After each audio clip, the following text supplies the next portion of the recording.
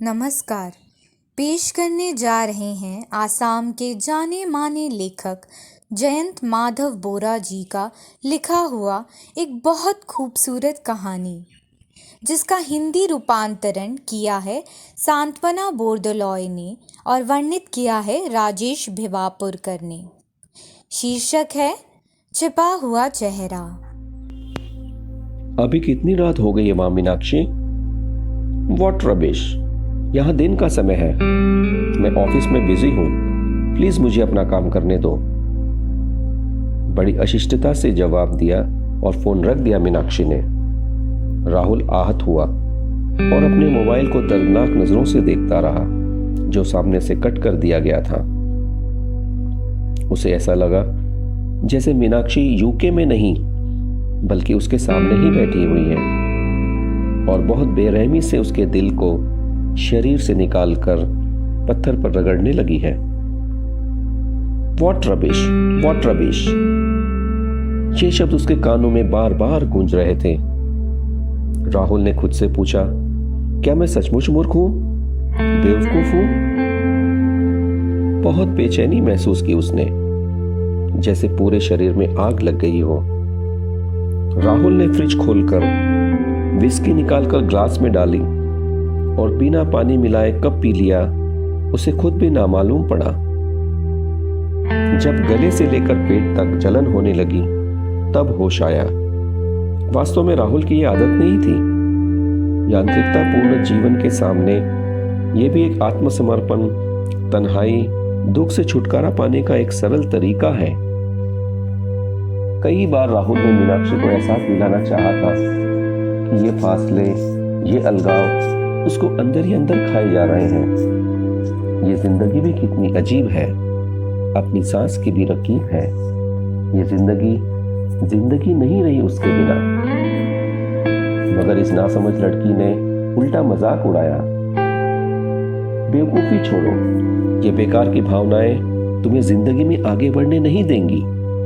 यह सुनकर राहुल को बहुत बड़ा झटका लगा था। बहुत शर्मिंदा हुआ, जैसे किसी ने पहले प्यार का इजहार किया और एकदम से सामने से मना ही कर दिया। बार बार उसकी भावनाओं को मीनाक्षी घायल करती है। ये पत्थर दिल लड़की हर उमंग को पांव के नीचे दबाकर रख देती है। राहुल हाथ में विस्की का ग्लास लेकर ड्राइंग रूम के पीछे खुली बालकनी में चला गया। रात के करीब 2 बज रहे थे।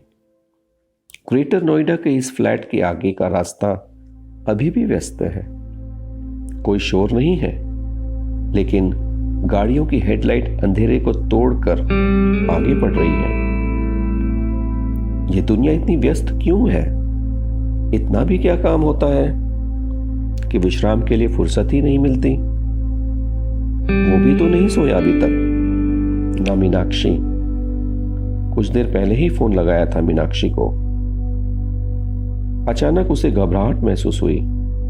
उसके दिल की धड़कनें तेज हुई, हाथ पांव कांपने लगे, चक्कर आने लगा उसे। तब उसको एहसास आया कि वह खुली बालकनी में एकदम किनारे खड़ा होकर नीचे देख रहा है। वह डर गया। ज्यादा ऊंचाई से वह नीचे नहीं देख सकता था। यह एक मानसिक समस्या है। बहुत लोग इस समस्या से पीड़ित हैं। जिसे पहली मंजिल से नीचे देखने में तकलीफ होती होगी, वह 8वीं मंजिल से की खुली बालकनी से। उसने अपने आप को अंदर लाने के लिए बहुत कोशिश की। अचानक से विस्की का ग्लास हाथ से फिसल कर नीचे गिर गया। राहुल ने सोचा, हे भगवान, अगर गिलास की जगह वह खुद गिर जाता तो? किसी तरह बेडरूम में आकर बिस्तर पर बैठकर बहुत देर तक वह अशांत रहा। यह फ्लैट खरीदते समय उसने विरोध किया था। 8वीं मंजिल में मुझे दिक्कत होगी, नीचे मिला होता तो? जैसे भरे हुए पेट्रोल के डिब्बे में किसी ने एक जलती हुई तीली डाल दी हो। तब मीनाक्षी आबाबूला होकर चिल्लाने लगी, बकवास बंद करो। तुम्हारे लिए किसी ने यहां जमीन खरीद कर नहीं रखी है कि तुम अपने हिसाब से बंगला बनाओगे। ये दिल्ली है, दिल्ली। ऊंचाई से तुम्हें डर लगता है? तो यह तुम्हारी प्रॉब्लम है, ये तुम्हारी मानसिक समस्या है, इलाज करवाओ इसका। प्लीज इन फालतू बातों में मुझे शामिल मत करना, ठीक है? वास्तविक जीवन में भी तुम्हारी कौन सी उच्च महत्वाकांक्षाएं हैं? यह सुनकर राहुल का बोलना ही बंद हो गया। ऊंचाई से उसको घबराहट होती है, इसका मतलब यह तो नहीं कि निजी जिंदगी में भी वो आगे नहीं बढ़ सकेगा। यह उसकी मानसिक समस्या है, इसके इलाज के लिए उसे अकेला ही लड़ना पड़ेगा। मगर मीनाक्षी को उसकी कोई चिंता नहीं है, कोई जिम्मेदारी नहीं है अपने पति के लिए। परंतु इस समस्या ने ही एक दिन दोनों को करीब लाया था।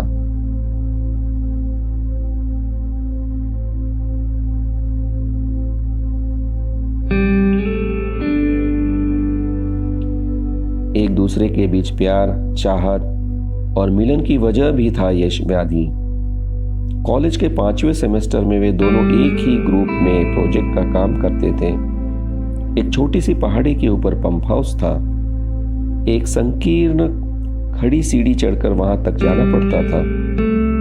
ग्रुप के सारे छात्र हंसते खेलते आराम से सीढ़ी चढ़कर ऊपर चले जाते थे और राहुल दूसरा कोई आसान रास्ता ढूंढते हुए नीचे रह जाता था।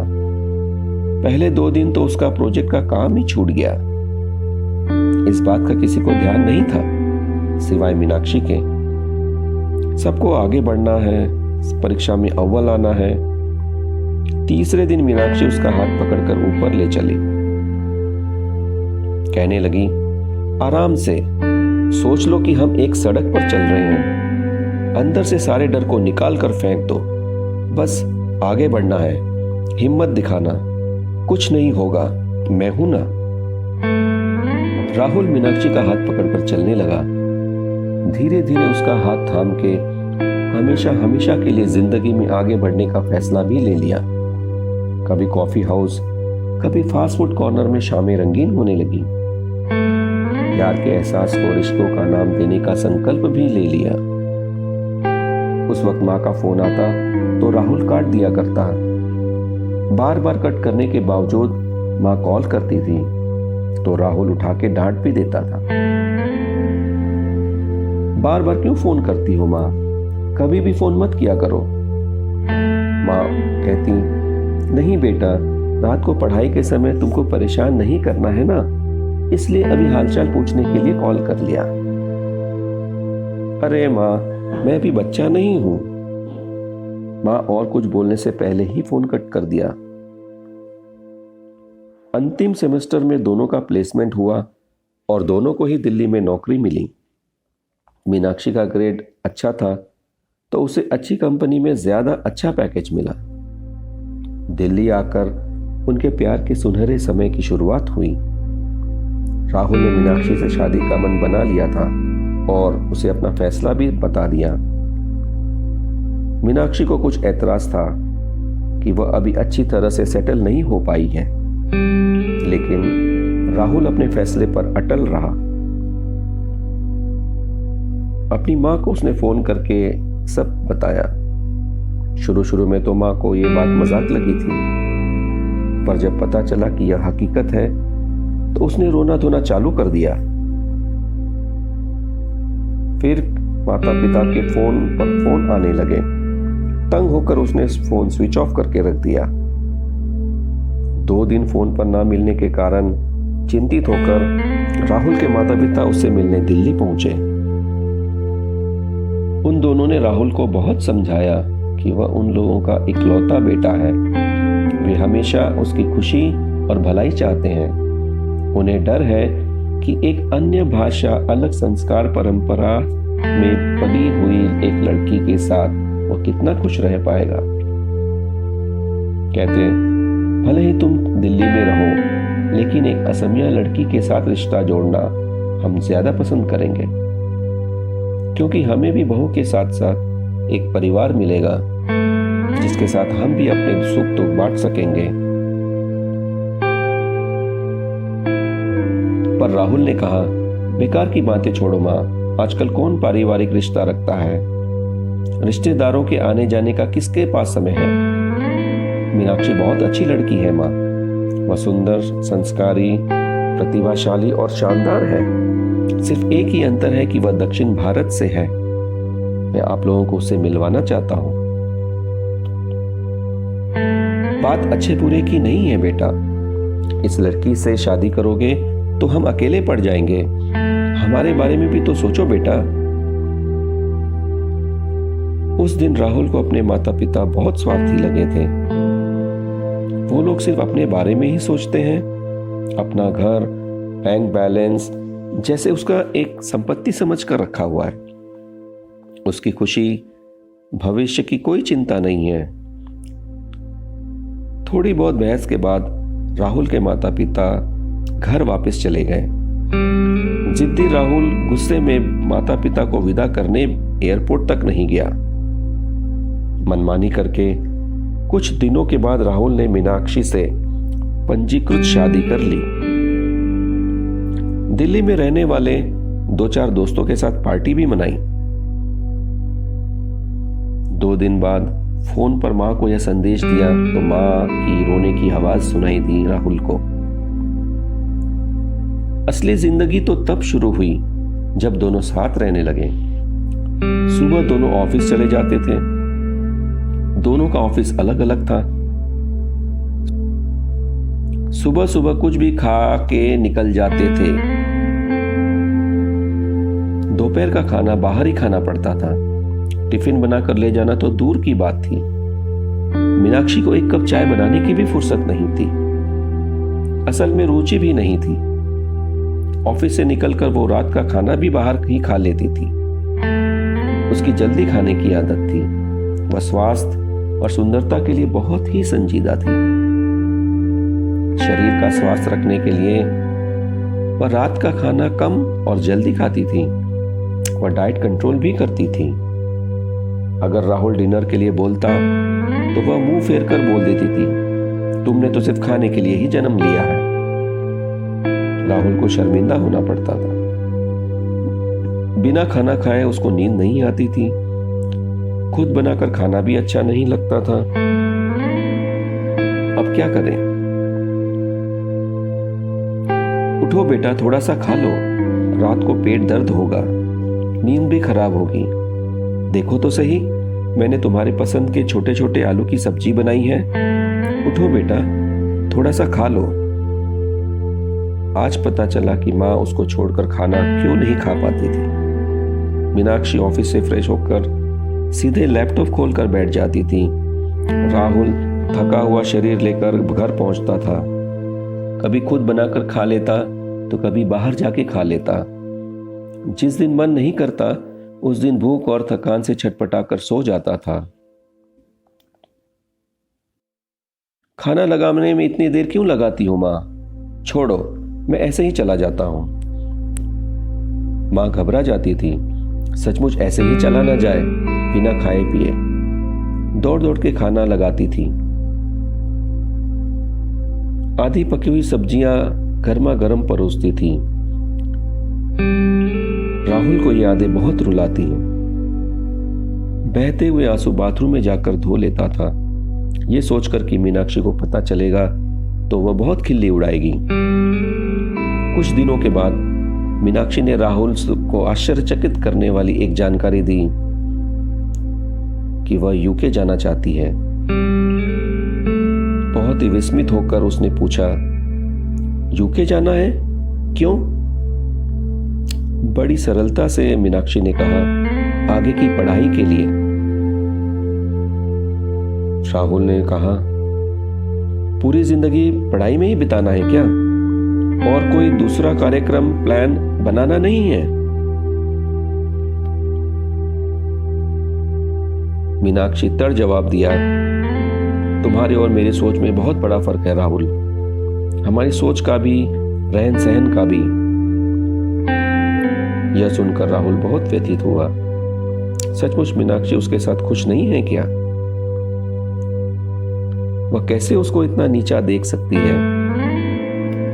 न प्यार न सम्मान। राहुल हीन भावना में पड़ गया। बड़ी मुश्किल से उसने कहा, एक काम करते हैं, चलो दोनों साथ चलते हैं। जैसे कोई अटपटी बात बोल दी राहुल ने। मीनाक्षी के मुंह पर तिरछी निगाहों का विस्तार दिखाई दिया। वह छुपाना चाहती थी, लेकिन पकड़ी गई। जैसे एक लोहे की हथौड़ी से छाती पर तेज प्रहार किया हो। उस दिन के बाद राहुल ने मीनाक्षी से कभी इसके बारे में बात नहीं की। मीनाक्षी की नजर में राहुल यूके जाने के लिए नाकाबिल था। ना बुद्धि थी और ना ही वैभव। दिन प्रतिदिन दोनों के बीच दूरियां बढ़ने लगी। फिर भी राहुल मन ही मन एक आशा का दीपक जलाया करता था कि मीनाक्षी एक दिन समझ पाएगी। रिश्ते और वृत्ति से वह रिश्तों को ज्यादा मूल्य देगी। परंतु नहीं, राहुल गलत था। एक ही फूंक से मीनाक्षी ने वह दीपक बुझा दिया। अचानक एक रात उसने सामान पैक करते हुए नियम माफिक जानकारी दी कि वह अगले दिन यूके जाने वाली है। यह भी कहा कि अध्ययन का समय 2 साल का है। माता पिता की बात से इनकार करके क्या इसीलिए मीनाक्षी से उसने शादी की थी, जिसने आज उसको छोड़कर जाने का फैसला किया? क्या उसके लिए कोई चिंता, कोई जिम्मेदारी नहीं है? फिर से एक बार माता पिता उसके सामने आए। हो सके तो एक बार फिर से सोचो बेटा, वहां हम लोग अकेले पड़ जाएंगे। राहुल को अकेलेपन का अर्थ अब महसूस हुआ। प्लीज मीनाक्षी, हो सके तो एक बार फिर से सोचना प्लीज। मैं कैसे जीऊंगा? मैं अकेला पड़ जाऊंगा। What foolish, be practical। मुंह में फिर से वही अपमानजनक शब्द। सीने में एक अजीब सा दर्द महसूस किया राहुल ने। अपना नाम, प्रतिष्ठा, आजीविका की तलाश में मीनाक्षी निकल पड़ी। मीनाक्षी के यूके जाने के बाद राहुल अक्सर फोन किया करता था, लेकिन हर बार मीनाक्षी फोन काट देती थी। उसने बोलने की बहुत कोशिश की कि मीनाक्षी बिना जीना अच्छा नहीं लगता। एक कटी पतंग जैसा वह भटकता है, एक सुनहरे सपनों के साथ इतनी दूर साथ चलकर फिर आधे रास्ते में अकेले क्यों छोड़ दिया? मंजिलें अपनी जगह हैं, रास्ते अपनी जगह हैं और पांव भी अपनी जगह हैं। दिन तो कट जाता, मगर ये छिपकली रातें बिताना मुश्किल है। शायद राहुल की मां ने भी ऐसे ही कई रातें गुजारी थी, जब उसने मां का फोन नहीं उठाया था या कट कर दिया था। शायद वैसे ही जैसे आज मीनाक्षी ने उसका दिल निचोड़ कर रख दिया। फिर वही शब्द मंडराने लगे मीनाक्षी के कहे हुए, व्हाट फुलिश, मूर्ख, मूड। राहुल का शरीर और मन जलता उबलता है। शरीर में आग लगने से लोग चिल्लाते हैं बचने के लिए, लेकिन वो चिल्ला भी नहीं सकता। दिल टूट जाता है पर आवाज नहीं आती। आज 2 बार फोन काटने के पश्चात मीनाक्षी ने फोन उठाया। शायद राहुल बहुत कमजोर दिल का हो गया था और बड़ी आकुलता से पूछ लिया, अभी कितने बजे हैं रात के? उसे आशा थी कि वह भी बहुत प्यार से पूछेगी, इतनी रात तक क्यों जाग रहे हो? थोड़ा प्यार, थोड़े से गुस्से भरी आवाज में वह बोलेगी, बताएगी कि वह भी कितना मिस करती है उसको। आधी अधूरी ढेर सारी बातें करेगी जो लबों पे आकर रुक गई है, और ये भी कहेगी कि वो बहुत जल्द वापस आ जाएगी। मगर ऐसा कुछ नहीं हुआ, बल्कि फिर वही सुनना पड़ा, व्हाट फुलिश, यहाँ अभी दिन का समय है, मैं ऑफिस में काम कर रही हूं और प्लीज मुझे अपना काम करने दो। जिस तरह खुली बालकनी से उसके हाथ से गिलास गिर गया था, वह भी अपनी सपनों की दुनिया से गिरकर वास्तविक दुनिया में आ गया। चोट बहुत गहरी है, सीने में बहुत दर्द हो रहा था। चक्कर सा लगा, जैसे सारी बिल्डिंग भूकंप से हिल रही हो। उसने खुद को संभालने की कोशिश की। इस फ्लैट के अंदर वो अगर मर भी जाएगा तो 4-5 दिनों के बाद जब लाश से बदबू निकलेगी, तभी बाकी लोगों को पता चल पाएगा। मौत के बारे में सोचते ही वह बहुत घबराने लगा। जितनी जल्दी हो सके फ्लैट से बाहर निकलना है, यहां नहीं मरना है। बहुत कोशिश करके खुद से कहने लगा, मुझे नहीं मरना है, जीना है मुझे। इधर उधर पकड़कर किसी भी तरह वो बाहर जाने के दरवाजे के सामने खड़ा हो गया, लेकिन जाएगा कहां? रात 2 बजे वह कहां जाएगा? पीछे पहरेदार भी शक करेगा।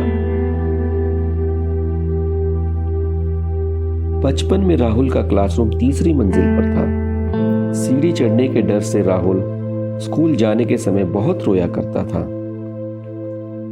हर रोज स्कूल की प्राध्यापक मैडम उसका हाथ पकड़कर ऊपर ले जाया करती थी। मां की याद आते ही उसको थोड़ा सा संतुलित महसूस हुआ। इतना डरने का क्यों? इस अपार्टमेंट में इसके उसके अलावा और कई फैमिलीज रहती हैं। सारे लोग अभी गहरी नींद में सो रहे हैं। इस फ्लोर के ऊपर भी और 2 फ्लोर हैं। वो लोग भी तो बेखौफ सो रहे हैं। धीरे धीरे राहुल बिस्तर में लेट गया और कब गहरी नींद में चला गया पता ही नहीं चला। सुबह हमेशा की तरह उसने अंदाजे से मोबाइल उठाया और समय देखा तो हैरान रह गया। हे भगवान, 7 बज गए। अभी तैयार होकर नोएडा से दिल्ली 2 घंटे में पहुंचना है। इसी वजह से उसने यह मकान खरीदने पर आपत्ति जताई थी मीनाक्षी से, लेकिन मीनाक्षी ने इस मामले में भी किसने मना किया है? करोड़ों रुपए देके कोणार्क पैलेस में ही ले लो एक फ्लैट। बातों बातों में वह यह समझाना चाहती थी कि उसकी औकात ही नहीं है। गुवाहाटी में आकर एक चराई में मकान बनाने से गांव में रहना काफी अच्छा था। उसने भी एक दिन पिताजी का मजाक उड़ाते हुए कहा था। उस दिन उसके पिता ने भी जवाब दिया था। फैंसी बाजार के बीच में एक बड़ा सा प्लॉट खरीदकर एक राजमहल जैसा मकान बनाने की मेरी भी इच्छा थी। जमीन का पता भी किया था, लेकिन इतनी महंगी थी जमीन कि मेरी क्षमता के बाहर थी। मेरी सारी जमीन जायदाद बेच के और मेरे परिवार को कर्जे पे रख दे तो भी नहीं हो पाएगा। हो सके तो तुम भविष्य में ये करना बेटा। घर से निकलने में देर होने के कारण उसको टैक्सी लेनी पड़ी। सुबह कुछ खाने का समय भी नहीं रह गया था। पहले माँ कुछ खाए बिना घर से निकलने नहीं देती थी। थोड़ा सा खा लो बेटा, थोड़ा सा खा लो, रास्ते में भूख लगेगी। पेट भूखा रहेगा तो कुछ काम भी नहीं हो पाएगा। दिल्ली की भीड़ भरी सड़क पर टैक्सी धीमी गति से चलने लगी। राहुल को भूख से पेट में दर्द होने लगा।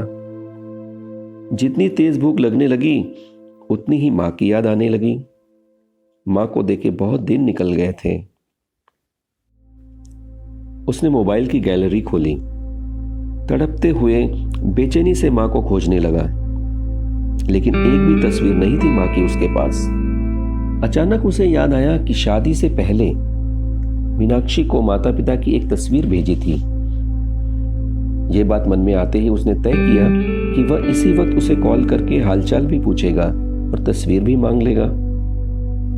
उसने समय देखा, यूके में अभी रात है, पर मीनाक्षी इतनी जल्दी नहीं सोई होगी। उसने फोन लगाया और मीनाक्षी की आवाज सुनने का अधीरता से इंतजार करने लगा। फोन की रिंग बजकर बंद हो गई। 3 बार बजने के बाद उसने फोन रिसीव किया। बहुत प्यार से राहुल ने आवाज दी, मीनाक्षी। सामने से जवाब आया, क्या हुआ? आराम करने भी नहीं दोगे क्या? तब राहुल ने कहा डरते हुए, ठीक है तुम आराम करो, बस तुम्हारे मोबाइल पर माता पिता की एक तस्वीर है, वो मुझे भेज देना प्लीज। इतनी रात को तुम्हारे मम्मी पापा का फोटो मांगने के लिए कॉल कर रहे हो? My foot. फोन काट दिया मीनाक्षी ने। इतनी ऊंची आवाज में उसने माय फुट बोल दिया, शायद टैक्सी ड्राइवर को भी सुनाई दिया। उसने पीछे मुड़कर राहुल की तरफ देखा। काश गाड़ी का दरवाजा खोलकर वह कूद सकता।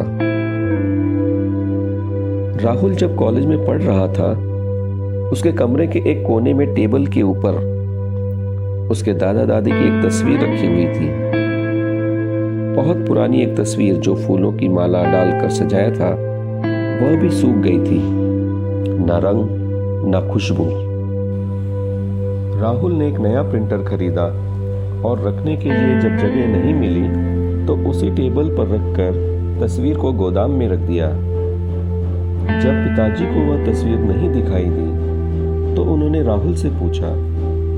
राहुल ने बहुत सरल भाव से बताया कि वह तस्वीर बहुत पुरानी थी और देखने में भी अच्छी नहीं लगती थी।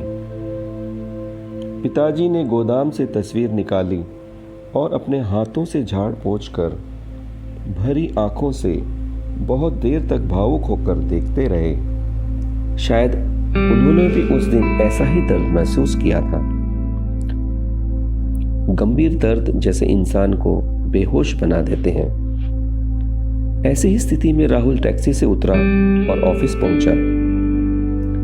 सारे लोग जैसे अपने आप में मस्त हैं, सिर्फ नजर मिलने से हंसकर गुड मॉर्निंग बोलते हैं। राहुल अपनी कुर्सी पर बैठा और कंप्यूटर को खोला।